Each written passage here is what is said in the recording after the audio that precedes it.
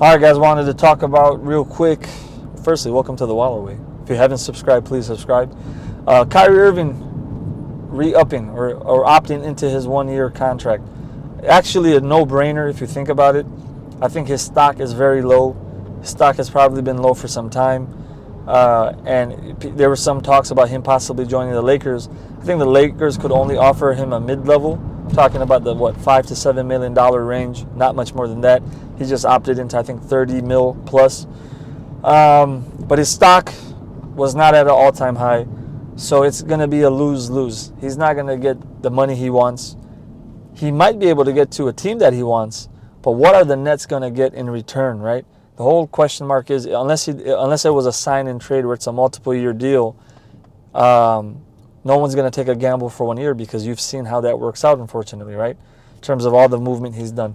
Number two, there's no way people are going to want to do a sign and trade for a multiple-year deal because they don't know if it's worth it.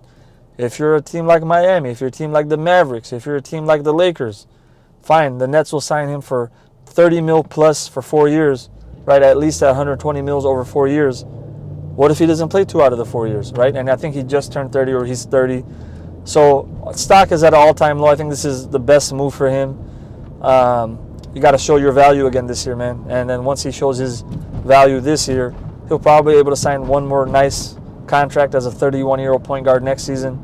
His body actually does not have that many miles on it because of the time he's missed. So he's probably still very much in his prime. And why not come back? Last year, you guys were not at full health, so you could not do what you wanted to do in the postseason. But now you're going to get Ben Simmons, right? And we talked about this before. Ben Simmons as your second or third option is not always great as an offensively. But Ben Simmons as your fourth or fifth option offensively, and when you got guys who want to shoot the rock like Durant, like Kyrie, like Patty Mills, like Joe Harris, all Ben has to do is facilitate and then do what he's best at, play defense, right? Crash the boards, push the tempo, get people open, hit people on the fast break, and play some really nice D. So I think it's a great move for the Nets. Let's see. I think it's the best move for Kyrie, and we'll see how it goes.